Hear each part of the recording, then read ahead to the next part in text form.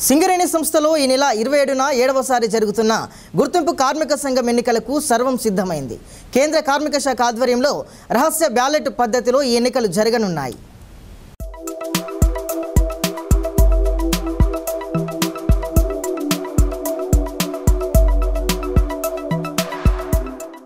సింగరేణిలో 7వసారి గుర్తింపు సంఘం ఎన్నికలు జరగనున్నాయి. సోమవారం సాయంత్రం ప్రచారం ముగియగా బుధవారం బ్యాలెట్ పద్ధతిలో ఎలక్షన్లు ఉండనున్నాయి.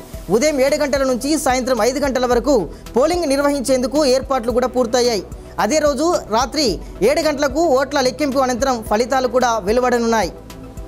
మొత్తం 11 ఏరియాల పరిధిలో 39,773 మంది కార్మికులు తమ ఓటు హక్కును వినియోగించుకోనుండగా అధికారులు అన్ని ఏర్పాట్లను పూర్తి చేశారు.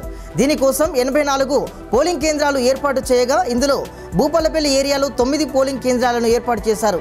కాగా ఇప్పటికే పోలింగ్ కౌంటింగ్ సిబ్బందిని నియమించి శిక్షణ తరగతులు కూడా నిర్వహించారు. అయితే పోలింగ్ రోజు ప్రతి ఉద్యోగి తమ గుర్తింపు కార్డు వెంట తీసుకుని రావాలని కూడా సూచించారు.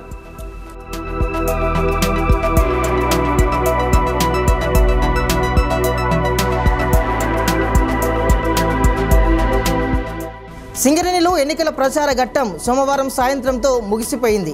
ఈ ఎన్నికల్లో 13 సంఘాలు పోటీ పడుతున్నప్పటికీ 1-2 సంఘాలు మినహా మిగతా కార్మిక సంఘాలు ప్రచారంలో కూడా పెద్దగా దృష్టి కేంద్రీకరించలేదు.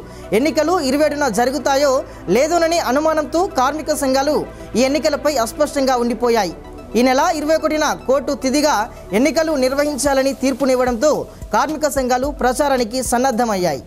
కానీ 4 రోజుల్లోనే ఎన్నికల ప్రచార సమయం ముగిసిపోయింది. 2 రోజుల క్రితం వరకు సింగరేణి ఎన్నికలపై రాజకీయ పార్టీల ఒత్తిడి అంతగా కనిపించలేదు.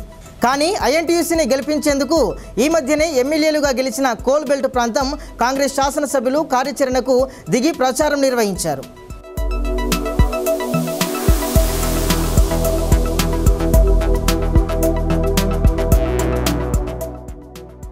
ఈ ఎన్నికల్లో సింగరేణి గుర్తింపు కార్మిక సంఘం టీబీజీకేస్ చేతులెత్తేయడంతో ఆ సంఘానికి సంబంధించిన అగ్ర నాయకులు 3 రాజీనామాలు చేయడంతో ఐఎన్టీయూసీ ఏఐటీయూసీకి భారీ ప్రయోజనం కలిగింది. టీబీజీకేస్కు చెందిన క్యాడర్ అంతా ఈ యూనియన్లలో ఎక్కువగా చేరికలు జరిగాయి.